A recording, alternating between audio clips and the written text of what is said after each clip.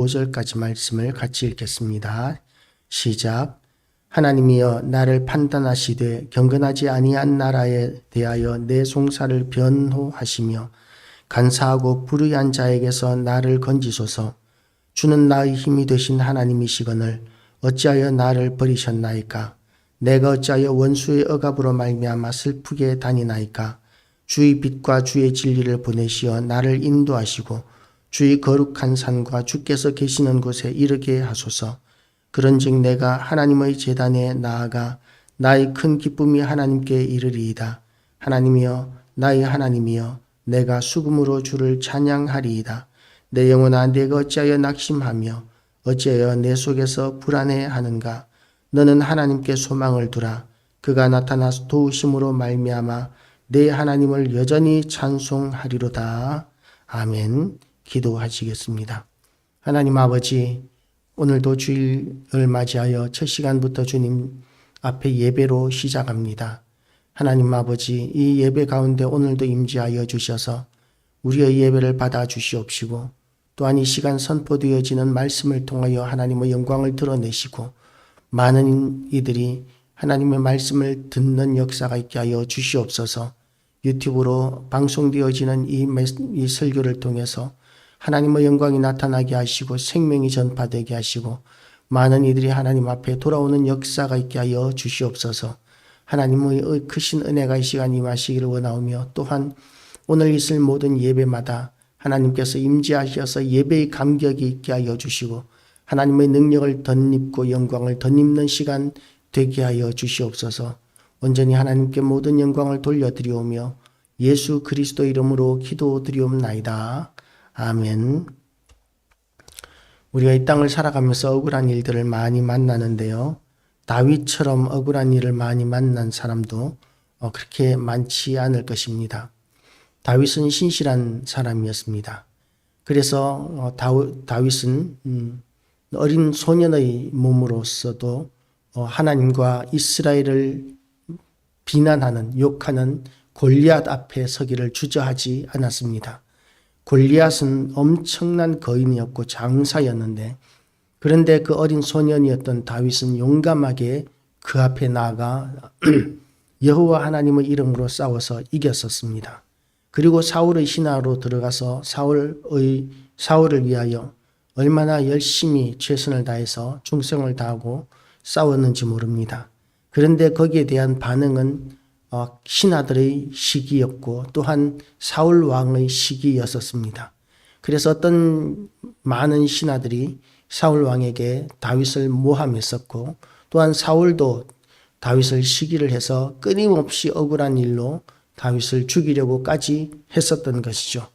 그래서 끊임없이 도망을 다니던 오랜 세월 동안 그렇게 광야 생활을 해야만 했던 것이 다윗의 인생입니다.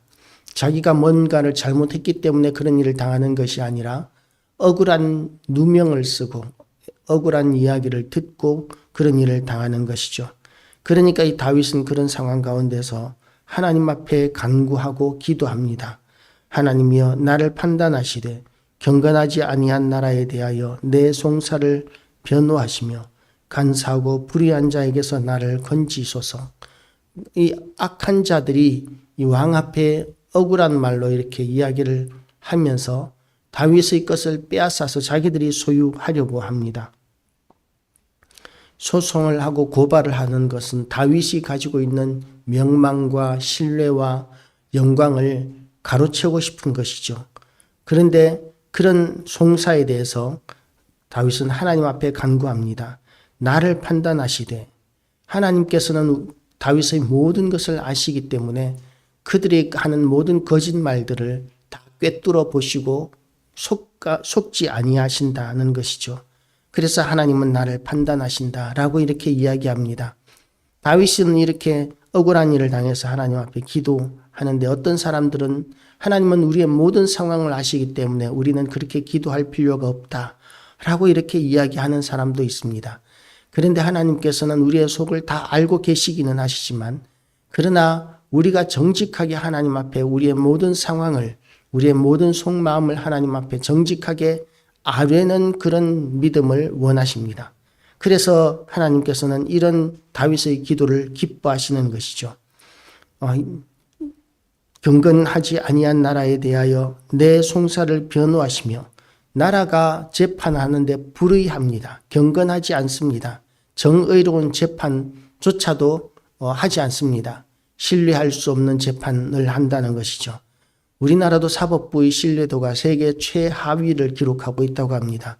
판사가 하는 판결이 그야말로 정의롭지 않다고 믿는 사람들이 이 세계에서 제일 많다고 그럽니다. 그러니까 이 재판을 신뢰하지 않는 것이죠. 그런데 그럼 이 다윗이 이야기하고 있는 정의롭지 않은 불의한 이런 재판을 하는 나라가 바로 사울의 왕국이었던 것입니다. 우리가 보기에도 사울은 다윗을 너무나 불의하게 대했었습니다.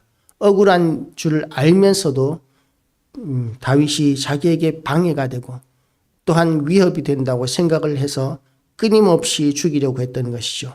그런데 하나님께서 다윗을 변호하십니다. 간사하고 불의한 자에게서 다윗을 건지십니다. 하나님만이 건져 주실 수 있습니다. 송사하는 자도 악한 자고 재판하는 자들도 악한 재판입니다. 그런데 그런 모든 악한 상황 가운데서 도무지 어떻게 벗어날 길이 없는데 하나님이 나를 지키시고 보호하신다라고 이렇게 이야기하고 있습니다. 하나님만이 우리를 건지십니다. 아무도 우리에게 소망이 될 수가 없습니다. 우리는 억울한 일을 당하면서 살아가는 세상 가운데 있습니다. 그런데 그런 상황 가운데서도 하나님은 우리의 구원자가 되시고 우리의 도움이 되시고 우리를 건지시는 분이십니다. 그리고 하나님은 나의 힘이 되시는 하나님이십니다. 우리가 하나님 편에 서 있고 하나님을 의지하고 믿으면 하나님의 그 전능하신 능력으로 우리를 도우시기 때문에 하나님의 힘이 나의 힘이 되기도 하는 것이죠. 나의 힘이 되신 하나님이시거늘 어찌하여 나를 버리셨나이까? 내가 어찌하여 원수의 억압으로 말미암아 슬프게 다니나이까? 다윗의 상황은 억울한 일을 당하고 너무나 슬프게 다니고 있는 상황입니다. 그런데 그런 상황 가운데서 하나님을 원망하는 것이 아니라 하나님 앞에 간구합니다. 주의 빛과 주의 진리를 보내시어 나를 인도하시고 주의 거룩한 산과 주께서 계시는 곳에 이르게 하소서. 다윗은 억울한 가운데서 원수의 억압으로 말미암아 슬프게 다닙니다. 소망이 없어 보입니다. 그런데 하나님이 빛을 보내주시기만 하면, 하나님께서 진리를 보내주시기만 하면, 그리고 하나님께서 인도하시기만 하면 주의 거룩한 산과 주의 계시는 곳에 이르게 된다는 것이죠. 하나님께 나아가기만 하면 이 땅에서의 억울한 일들이나 또한 캄캄한 그런 상황, 절망적인 상황들까지도 하나님 앞에서는 아무것도 아니다는 것이죠. 하나님 앞에 가기만 하면 기쁨을 회복하게 되고 소망을 회복하게 된다는 것이죠. 그런즉 내가 하나님의 제단에 나아가 나의 큰 기쁨이 하나님께 이르리이다. 하나님이여, 나의 하나님이여, 내가 수금으로 주를 찬양하리이다. 다윗은 하나님 앞에 제사를 드리고 싶고 성전에 나아가고 싶지만 그러나 사울에게 쫓기는 신세였기 때문에 하나님 앞에 나아가지 못했었습니다. 그런데 하나님께서 인도하시기만 하면, 그러면 기어이 하나님의 제단에 나아가 하나님 앞에 예배할 수 있는 날이 올 수 있을 것이라고, 기어이 하나님 앞에 예배하는 날이 오게 될 것이라고 그렇게 다윗은 믿고 고백하고 있는 것이죠. 그래서 하나님 앞에 나의 큰 기쁨의 하나님께 이르리이다. 하나님이여, 나의 하나님이여, 내가 수금으로 주를 찬양하리이다.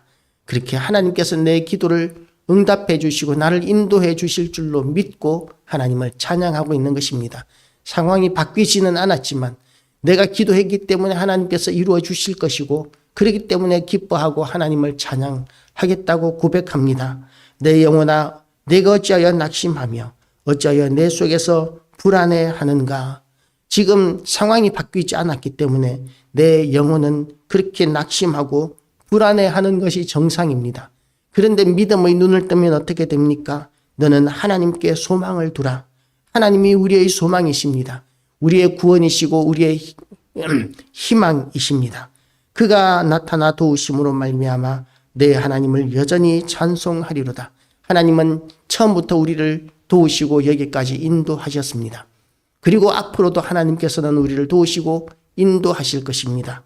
그렇기 때문에 하나님께 여전히 찬송과 경배와 영광을 돌려드려야 합니다. 그것이 올바른 성도의 자세이고 믿음의 반응입니다. 상황이 바뀌지 않아도 하나님은 여전히 우리를 도우고 계시고, 그리고 하나님의 때와 시간에 따라서, 계획에 따라서, 섭리에 따라서 하나님께서 역사하실 때가 속히 오게 될 것입니다.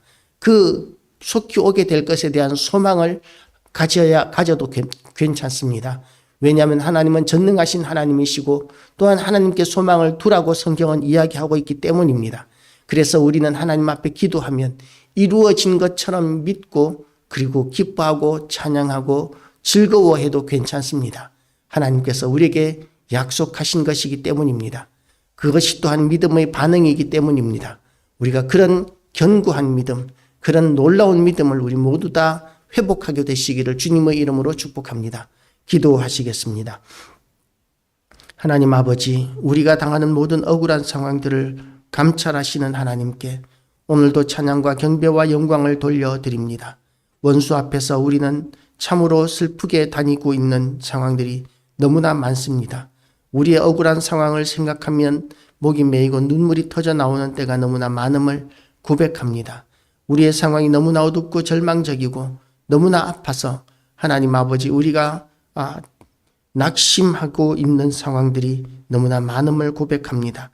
우리의 심령을 감찰하시는 하나님, 우리의 불안한 마음을 아시는 하나님, 우리에게 믿음을 더욱더 허락하여 주시고 온전히 하나님께 우리가 소망을 두게 하여 주시옵시고, 하나님께서 우리를 도우실 것에 대한 믿음으로 날마다 하나님을 찬양하게 하여 주시옵소서. 오늘도 이곳에 예수 그리스도의 피를 뿌리고 바르고 덮습니다.